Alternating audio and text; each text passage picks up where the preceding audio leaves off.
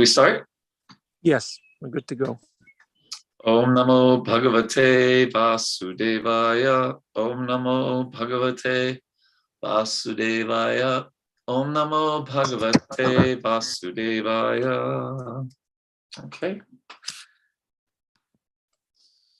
So we have a somewhat different kind of class today, just to let you know.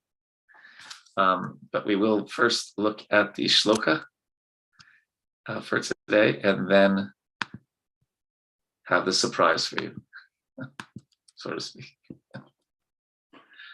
All right, so let's, I guess someone else is letting people in because these things keep popping up on my screen, so I don't have to worry about that, I assume.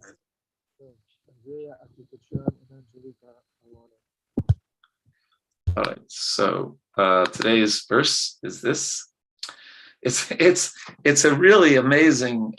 It's one of those verses that at least I remember because it's almost comical in nature. So this is Kamsa's ministers giving him some very interesting advice. So let's go over the Sanskrit, or the word for word, actually. Let's do that. So Kim means it means what usually, but here Prabhupada's expanded. What is there to fear?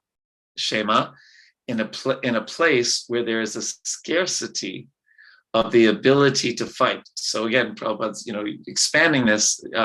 So there's a scarcity. These folks, they can't fight. Surai means the demigods, like Sura means demigods. Vibudhai, of such powerful persons, and Asamyuga Vikat Hanai, by boasting and talking uselessly away from the fighting. So he's talking about these demigods. That's all they can do, is they can talk. They're like New Yorkers.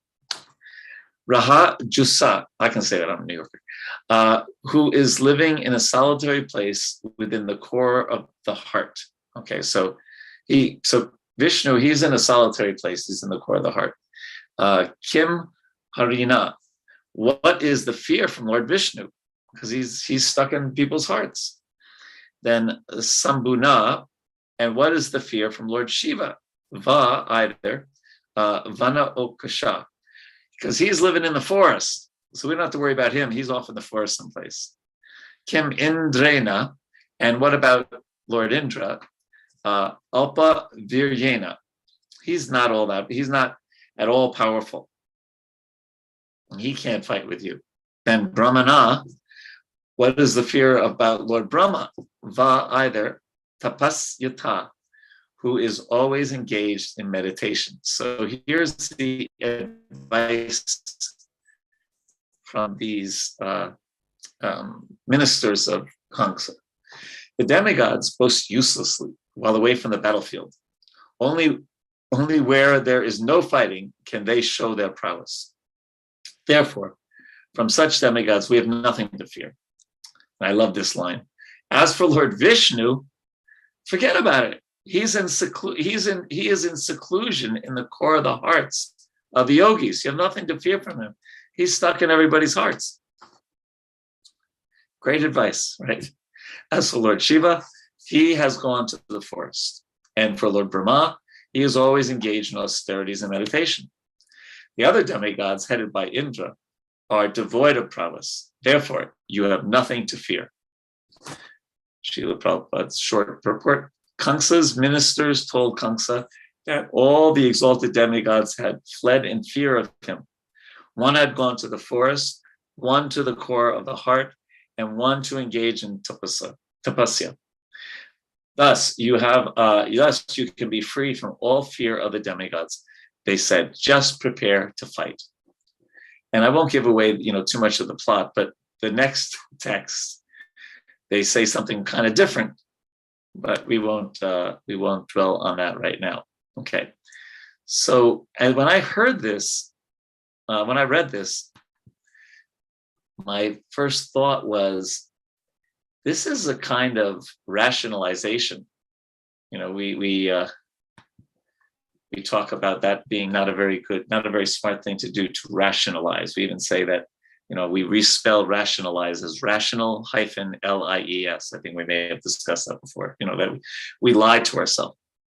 So that brought to my memory a seminar that I taught once on avoiding, well, it was about habits, but avoiding the mind's tendency to make loopholes. Well, I can start tomorrow or whatever about developing habits.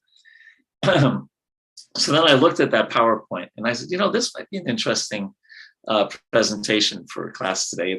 It is Krishna conscious. It's semi connected to the purport. I told you the kind of indirect way I led that way because I thought of how the ministers are rationalizing. Rationalizing is part of not being able to develop good habits. So let's talk about habits. So that's the flow here. So it is. I will be presenting somewhat of a PowerPoint, but please go off of mute anytime you have a question or a comment or a thought on this. And usually we'll see how the time factor works for us in this. But I thought it might be a nice service to you all to talk about this because so much of Krishna consciousness is about developing good habits. So where are we? Why is there two different ones? Oh, there we go. Okay. So I hope you can see that, a Krishna conscious approach to changing habits. And so when we think of habits, these are some that Prabhupada asked us to adopt, right? Rising early, chanting 16 rounds, attending the morning program, reading his books, eating only prasadam, and sleeping 6 to 7 hours or at the most 8.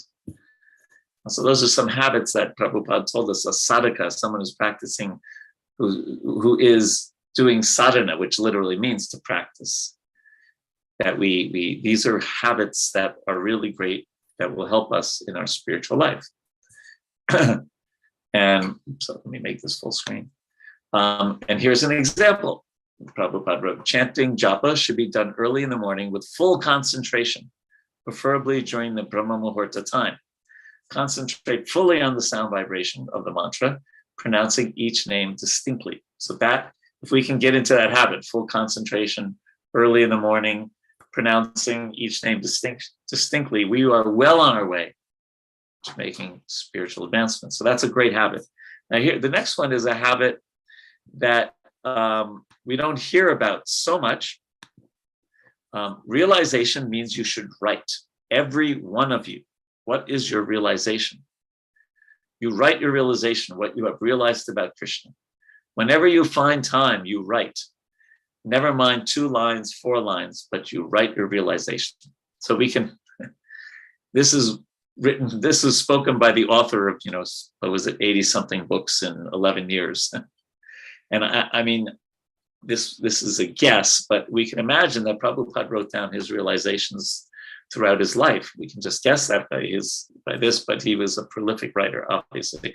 And he's saying, never mind 2 lines, 4 lines, but there's some connection. And we all, any self-help book that you read today is going to tell you about journaling. It's like, it's in the top 3 things of what makes a mindfulness practice, what makes a yogi, anything in that genre. And here Prabhupada said it in the 70s, or even, I think this was the 70s, way before journaling became kind of a thing in the self-help community. So there you go. There's another habit that we can try to adopt. And then Prabhupada told us about some habits to avoid. And the first 4 we all are familiar with: speaking ill of devotees, overeating, oversleeping. So he gave us yam and niyam, things that we should do, things that we shouldn't do. So what is a habit? How do they run our lives? So this is what a habit is: a regular tendency or practice, especially one that is hard to give up.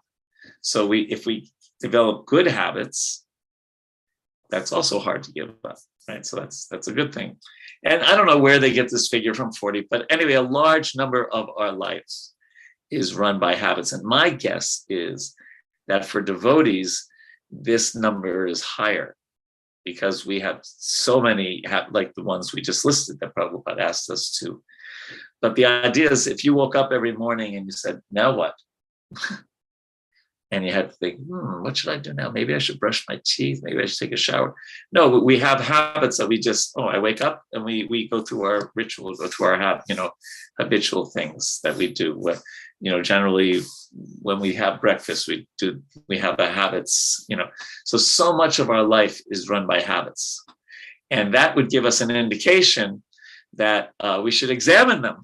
If half of our life is run by habits, and we're trying to be devotees of Krishna and lead a good life, and I was walking around New York the other day chanting japa near Union Square, and I saw in the window of some sporting goods shop, it said, life is not a spectator sport. Life is not a spectator sport. So I like that. I took a picture of it, actually. So it's good to examine how we spend our time, and what our habits are. Are they anukul to bhakti? Are they favorable? Are they pratikul? Are they unfavorable? And habits make things easier. Right. Again, if we had to think, now, what should I do now? What should I do now? No, they make things easier. And it's true that, in so many ways, when we change our habits, we change our lives. And that's, again, to the positive or the negative. Okay. So this is from a book called Better Than Before, but I like this. We can use decision-making to choose the habits we want to form. Okay, so we can consciously decide. Then we can use willpower to get the habit started. Then we can allow the extraordinary power of habit, or Krishna's mercy, to take over. So when the habits take over, we take our hands off the steering wheel of decision, our foot off the gas of willpower, and rely on the cruise control of habits. I thought that was well worded, because we only have so much willpower. Willpower is of course, Krishna can give us more, but it's usually a contained amount, and it doesn't. We don't just run on that tough, great willpower. When habits take over, then it can be more like cruise control. So it's good to look at our 24 hours and think about how we spend our day. What do you do? What do we do? And what is our consciousness like? When we wake up, do we have a habit? Like a good habit is to make our bed right away, or if you're a brahmachari, roll up your sleeping bag, right?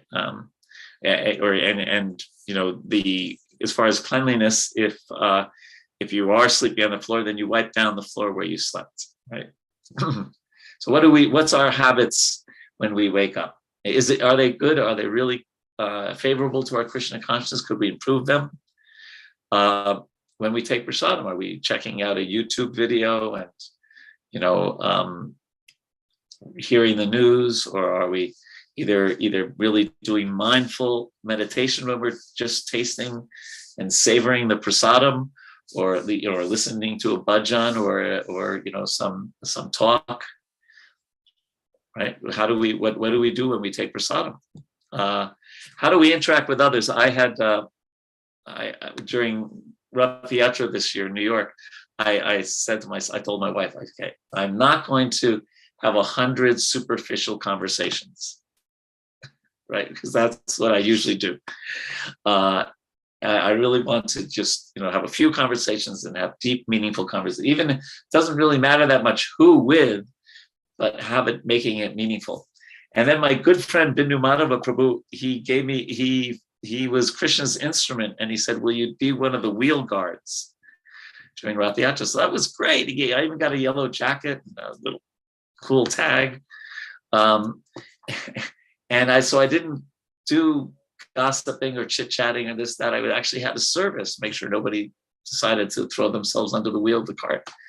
So that was great. And then I actually did that. I just had a few conversations, and it was so much more satisfying. I found.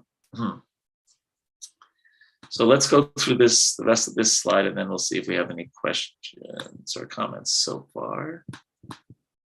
And also just, when we wake up in the morning, we think, okay, when I interact with people today, let it all be positive. Let it all be uplifting. Devotee, non-devotee, let it be an uplifting interaction. What is my habit when I'm on the internet? Do I, start doing something and then I see, the 25 best places to retire, or the best universities in the country, and we're down the rabbit hole, right? Or as Raghunath and Kushti would say, with squirrels, and we're just like, and we look at our watch, an hour has passed, and we forgot even why we turned on the computer in the first place.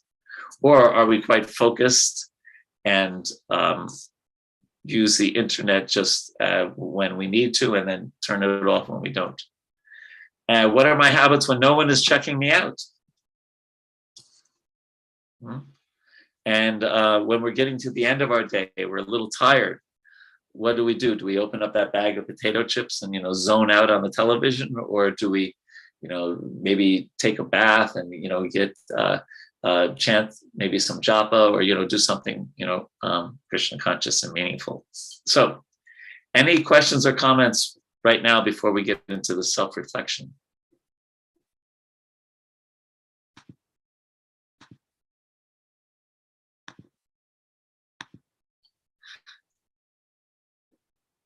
No? Okay, be that way. Oh yes, William. I just wanted to say, when you were talking about our habits, it made me think about a therapist having a conversation once told the client, they asked the client, why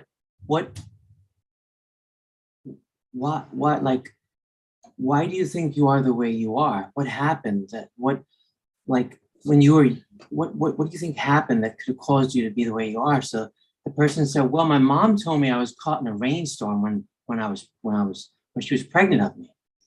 And then the therapist said, well, that's why you're such a drip. Now, I thought to myself, I used to blame my father a lot for my anger issues, because I had a lot of anger issues, and I'm still trying to work on my anger issues. But carrying a bat in my trunk didn't help, So I made a habit of not bringing the bat with me, in my car. So and of course, in Krishna consciousness, it's a protect. Krishna consciousness is a protect for me, because chanting my japa, eating prasadam, being around the devotees, for me, it's a protection for me. So it helps me to develop good habits. Anyway, I just wanted to say this is a reflection. Thank you for sharing. Thank you for that, because all those things you just mentioned are kind of like habits, who you associate with, what you do. And then the other thing about the bat is it is thinking about our environment and what aspects of our environment, like, for example, maybe we don't want to have a Netflix subscription, because that's the bat of our consciousness, when we come home at night, so to speak, right? So the bat metaphor is actually great. And of course, Bhima says you should keep the bat, but that's because, he lives in a rough area. No, I'm joking. All right, so let's get into some, these are questions that we should honestly think about in terms of our practice of Krishna consciousness.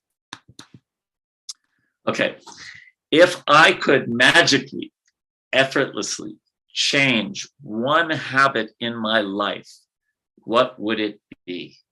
So think about, I'll give you, a few seconds to think. I'm not going to ask you to put it in the chat unless you want to. It might be a deep, dark secret that you've never revealed to anyone, so you might not want to put it in front of everyone. But if there is one that isn't terribly confidential, you could put it in the chat. But think about that seriously. If there was even one habit If you could change, what would that be?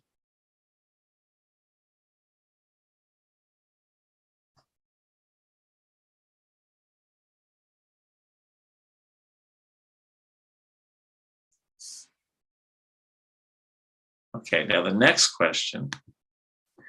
If the people around you could change one of your habits, what would they choose?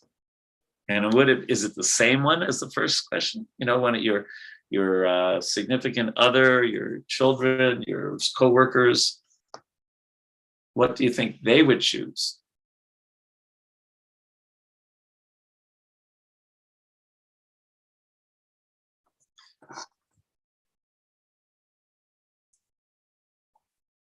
I know for me, the one that my wife would choose would be different than the one that I would choose. Okay, now the next one. Of my existing habits, which would I like to see? My children, people I preach to, disciples, what would I want them to adopt or not?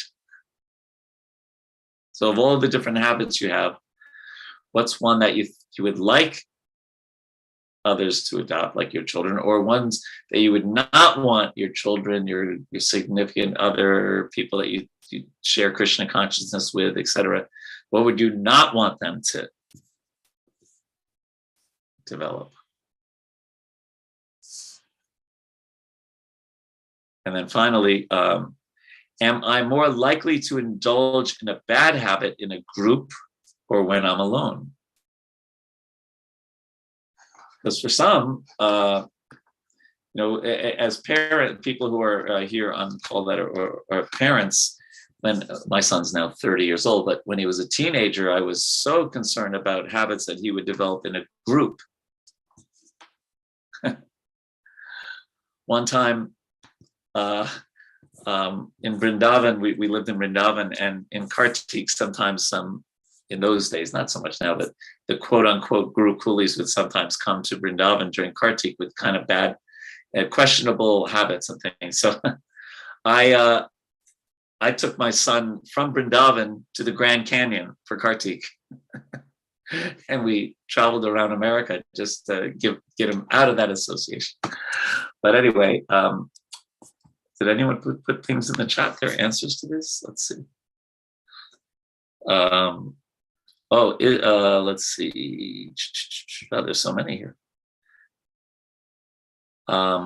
Angelica says, always checking my assumptions with other persons. Oh, very good. That's a great habit. Maharani, sleep habits. Krishnadaya, procrastination. Isabel says, pressing the snooze button. Yes, there's the. Andre, my problem is I feel like so many of my habits depend on my health problems. Do I have the energy to do it or not? Laugh out loud. Well, yes, that's, Andrea, that's a consideration. That's being realistic, right? That if I have, what can I realistically do? Considering whatever, for some people, they're married to someone who's not interested in Krishna consciousness. So they have to adjust things in a certain way. Prabhupada's sister was like that. Yes. Bhima, I'm not, what is misanthropy? Forgive my ignorance. Isabel said, I would like others to practice ahimsa. Yes, for sure. Very good. Okay, so shall we continue? But those are, these are good questions, right? To think about. So here's some common habits devotees say, better chanting, hearing more from Prabhupada's books, exercising, stop breaking one of the regulated principles, eating in a more healthy way, stop criticizing and finding fault with devotees, accomplish more, stop procrastinating, simplify, clear, clean, and organize. And engage more deeply in relationships with Krishna, with devotees, with aspiring devotees, etc. So I don't know if you can relate to that. When I present that first question, what habit would I want to change? Usually devotees will answer chanting or hearing, something around that. And when I present this in the workplace, people will say what is it? Exercise and spending more time with their family. That's usually what I hear, by the way. But these are some common ones. So here's a question for you. Think about a habit that you were successful in either changing or replacing. And what was that experience like? So in other words, okay, you actually were, yeah, anyway, you get the idea. You actually wanted to either change or replace it, and you did it. And what I'd like to hear is, how did that feel? Oh, Bhima says dislike of humans. Thank you. Okay, how did that feel? You could also go off of mute, but how did that feel when you actually were successful in adopting a new good habit or getting rid of an old bad habit?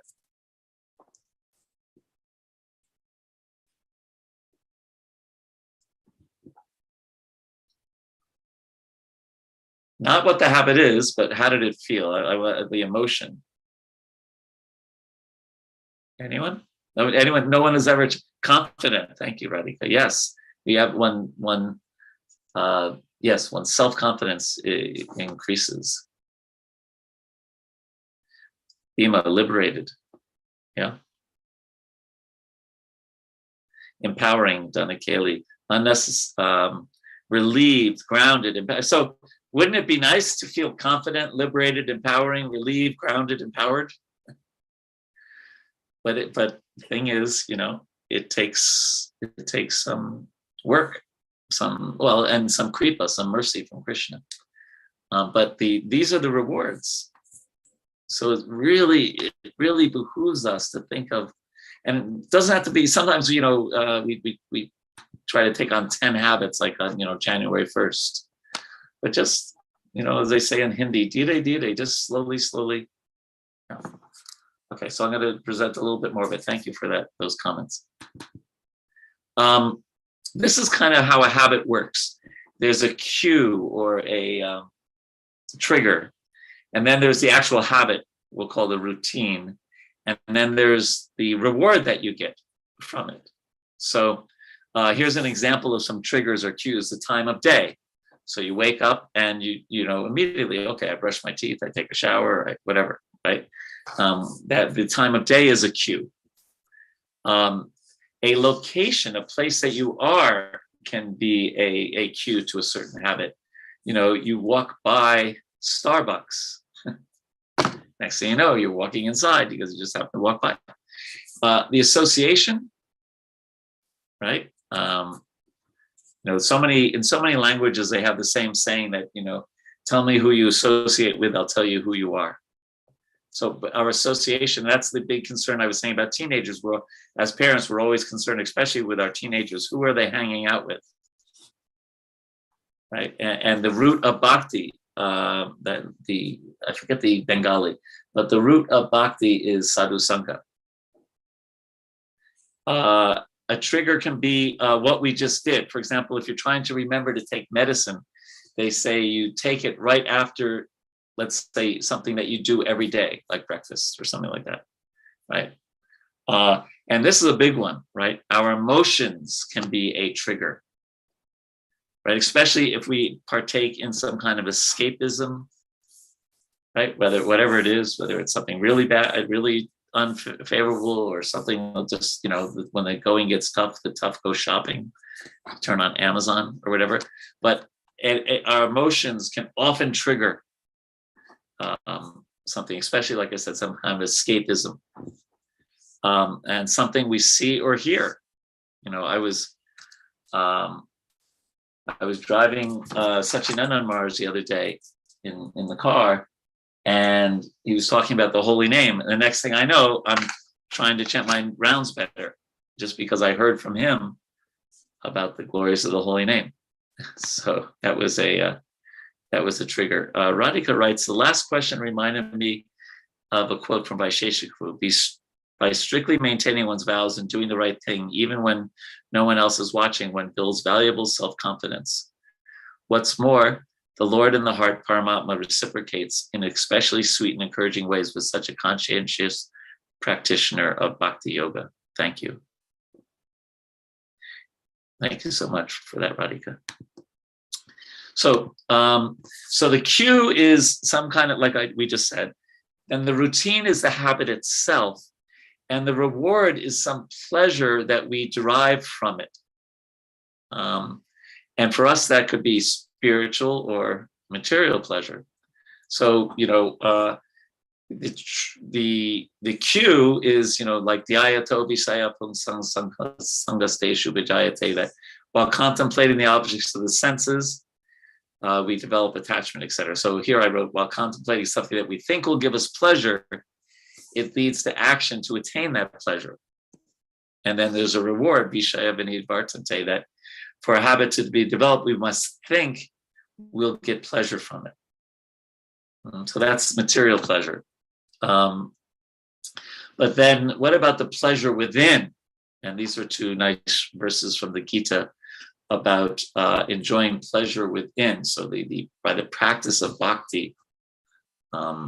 So a lot of the habits that we form will be based on if we're seeking material pleasure or spiritual pleasure. There's a lot more to talk about in this regard, but time is of the essence. So I'm going to carry on a little bit. So the mind is a big concern in our habits. Is that this is a verse from the Bhagavad Gita? Is it our friend or our enemy?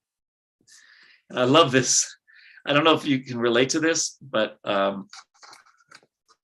this is from some research. Who knows if it's 84% or 80% or 58%? But a lot of our thinking is repetitive and useless. Can anyone relate to that? Do you ever have your mind go on the hamster wheel of finding fault with somebody or thinking that, oh, they did this and I did that, and they did this and I did that? And it just goes, you're just on that hamster wheel. It's hard to get off it. It's hard to get off this. And a lot of it is useless, especially from a devotional point of view. And, the whole idea. I once heard that it's not even our thoughts. Most of those repetitive thoughts aren't even ours. We just picked them up somewhere on the internet. Nice. Thank you. Yes. And Nasoshati, the Bhagavad Gita Krishna came up with the idea of mindfulness way before it became popular thousands of years ago with this verse. Don't think, just like Bhaktivinoda Thakur, forget the past that sleeps, nor in the future dream at all, but be in times that are with thee, and progress he shall call. So the whole idea of being in the present, especially when we're chanting, which is the greatest opportunity in the universe for being mindful. If you want to practice mindfulness, yes, you can do that by eating a raisin and really focusing on the flavor and the texture and all that. And it's kind of a neat practice. But we have the supremely challenging and rewarding mindfulness practice of focusing on the holy name when we're chanting and not lamenting about the past, hankering for the future. And then the snowball effect, especially when we're about to take rest, right? And our mind starts thinking, what if this happens? What if that happens? What if that happens? Just like taking a snowball and rolling it through packed snow and how it gets bigger and bigger. I remember when I tried to explain that in India, no one had an idea what snowballing was, but I think all of you would know. The mind loves to worry. The mind loves to get into fear, lust, anger. Or the mind has the opposite thing, the impact bias.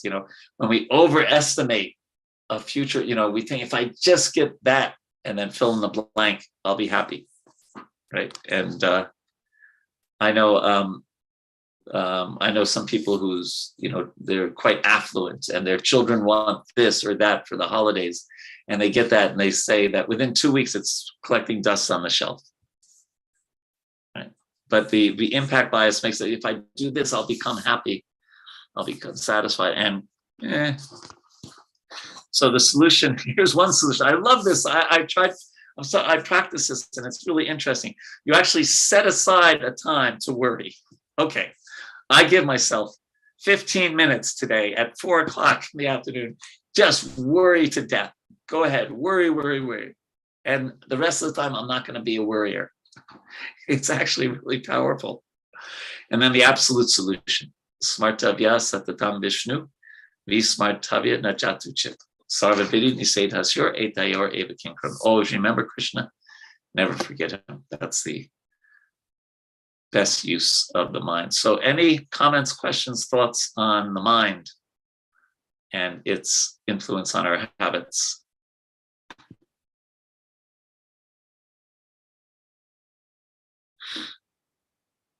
Viper is enemy, Bunder is friend. Yes, Andrea. Yes. Yeah. Is it more powerful to do your worry time alone for 15 minutes, or should we do it as a group like this class every day? But it was, when I read it, I said, yeah, that's kind of silly, but I actually found it was, and I couldn't even, spend 15 minutes. I just said, okay, get back to life. But instead of just our mind, just whatever, all of a sudden a thought, something to worry, and we say, oh, my obeisances to my dear mind, I will definitely start worrying now. we surrender to the mind so easily. And I know I surrender to the mind very easily. Okay, if there's no more comments or questions, then I have a few more points to make.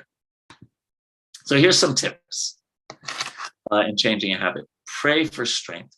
Yes, because, for one who remembers Lord Chaitanya, the impossible becomes possible. The blind can see, the lame can cross mountains, etc.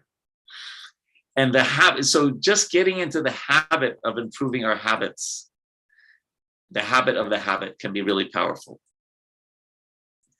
And consider tackling like a key habit first. Something to do maybe with japa or with sleep or with our health or to unclutter. Just take one, don't take thousands, one. And monitoring it. I forget the quote. I remember Vaisheshu has this little quip about, when you could, something that you can measure, you improve, but, you can actually monitor your sleep. There's so many apps to do that, or keep track of your eating and how many calories you take in, or keep a diary of your japa. And sometimes it's really good to schedule it, right? Just like if we have a job that we want to keep, if you don't want to keep it, that's another thing. But we have a job that we want to keep. If we have on our schedule a 3:00 meeting with our supervisor, our boss, you can bet we're going to be there. So what if we put into our calendar time to read the Bhagavatam and treat that as important as meeting our boss? So put it into our schedule and enlist others, especially someone really likes to nag a little bit. And they'll say, did you do this? Did you do that? You said you were going to do this today. Right? So enlisting others can be very, very powerful. A few more tips. It takes some time to develop new habits. Give it at least 60 days. Start small. It might be just waking up in the morning and making your bed. Because even if the day is lousy, you have the worst day in the world, at least you come home to a made bed. Isn't it different when you walk into your bedroom and the bed is made at night, and then you walk in and you see, oh God, it's all over the place. So start small. And what do you do if you slip? Reminds me of a Frank Sinatra song.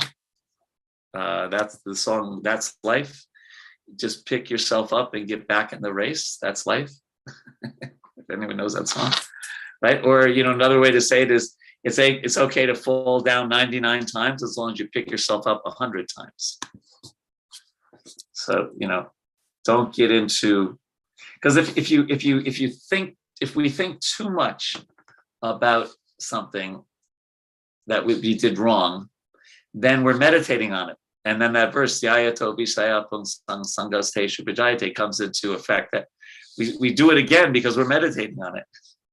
So Prabhupada writes, I believe in the 4th canto, that repentance comes into the heart of a sincere soul. So it's good to repent, but don't dwell. Repent and then get over it and do the right thing. We can writing down our commitment can be very helpful. Sometimes changing habits when you're away from your routine. Sometimes, we're on that hamster wheel kind of thing. Oh, I didn't share my screen. Sorry. We're on that hamster wheel, and so so when we get away from that, a vacation or a retreat, we were just Henry and I were just on a retreat at Super Soul Farms. It may be a time to adopt a new habit or change an old one. And this is a good saying, right? Bad habits are easy to create, but make life harder. Good habits are harder to create, but make life easier. And we talked about keeping a journal already. So here was the point, finally, that reminded me about giving this class today, because of the loopholes or the rationalizations that Kangsa's ministers were offering. So beware of the mind's trickiness, right? We say, oh, I've been so good, then I can do this. I've been so good, I can have that large size bag of potato chips from Costco, which is just huge, right? Or whatever. Tomorrow, I will start being really good. Therefore, I can do anything today, right? You know that one? A false choice. I need to write this email. I'll start chanting later. Well, is there another choice? What about I'll chant now and I'll write the email later, right? Or something like that. Concerns for others. It would be rude if I leave the program to go take rest, or they're offering me so many, fried things or sweets, and it would be rude if I didn't eat them, right? Or if I tried to change the topic to something Krishna conscious, since we're talking prajalpa or gossiping, it would be maybe seen as being goody-goody or rude. So out of concern for others, I won't do the right thing. You ever have that loophole? How about this one doesn't count? What will one more piece of pizza do? I'm not feeling well, so one day of spaced out japa is okay, right? This doesn't count. You ever have your mind tell you that one? Or don't stop. I went to Vrindavan for Kartik and I couldn't do X, Y, and Z, and now it's hard to get back into it. No, actually plan to restart. Let's see. And a final warning. Niyamagraha has two meanings. It means doing the right things in Krishna consciousness, but not with the desire to make advancement, but either just for show or just because it's a habit, or not doing the right thing. Yeah, but we're talking about the first one. So, sometimes we can get into just picking up our beads every day, but our heart's not into it. That's the point I'm trying to make here. So external good habits are important, but we can become complacent by the ease of our habits and an external show of bhakti, right? And others may think we're really good devotees, but we know what's behind those rounds, right? And we may convince ourselves that everything's fine. That's even worse. And Prabhupada writes that there is an utterance to the quality of our chanting, right? It depends the quality of feeling. So it's not just shnick shnick giddy giddy ray ray. There's a quality, and so we have to get into the habit of always striving to be better devotees. So wow, we did it. Some questions, comments, thoughts? I hope this was helpful. Yeah, this was very helpful, Vraj Vihari, but we have a question. So when something comes up in our life that makes us worry, so what do we do? Do we just stop worrying, or do we have to do something about it? And what's our mindset? What's that song? Don't worry, be happy. No. There's rational and irrational, right? So yes, we have to, if the situation presents itself in our life, one time I got a water bill for $2,000. Like, what? Right? So the rational part is, okay, call the water company and see what's going on. The irrational thing is, where am I going to get that money? Oh my God, I'm not going to eat for a month. I won't be able to, and all that, all that stuff that may or may not have. Like Mark Twain once said, many terrible things have happened to me in my life. Luckily, most of them never took place. Right. So yes, deal with things in a practical way, but separate that from the mind going off into the into the other parts of the universe. So yes, there are some concerns in this world for sure, right? But knowing the difference between what's reality and what is our mind and our emotions taking over can be really helpful. Is that helpful at all, Prabhu? Oh yeah. It may never play out. That was helpful. Yeah. And sometimes talking to somebody about it, because they'll also say, "Yeah, jerk, go call the water company and stop, thinking you're going to end up on the street asking, for 8 rupiah, or whatever." Yeah. Anything else? I think our time is up, though. Actually, I had a question in the chat. Oh, there's a question. Which one? I was just wondering what niyamagraha means. Oh, okay. So it's 2 sides of the same coin. Maybe I didn't explain it so well. It's either the niyamagraha with a short A and niyamagraha with a long A. And it's either carrying out the regulated principles just for the sake of carrying them out, but not for the desire to make spiritual advancement. Or the other side is neglecting the regulated principle. By regulated principles here, we mean more broadly than the 4. We mean, chanting, hearing, chanting, thinking of Krishna, because you can be in Tulsi Puja, right? Namo Namo Tulasi Krishna Prayasi, Namo Namo Radha Krishna, and your mind is way off in left field. Or you could be begging for entrance into the spiritual world as a follower of the gopis and be totally absorbed, right? So the first one is niyamagraha. The other kind of niyamagraha is I sleep through the whole morning program, just neglecting the regulated principles. I hope that's helpful. So I believe our time is up for today. I don't know how we would do this, but if anyone is interested in the PowerPoint, sometimes I get that. I'll just put my, I'd be happy to, there's my email address in the chat. I'd be happy to send it to you. Because sometimes there's some things in there that, I tried to understand Prabhupada's books, and I read a few books on developing habits and tried to glean the essence of those into this presentation.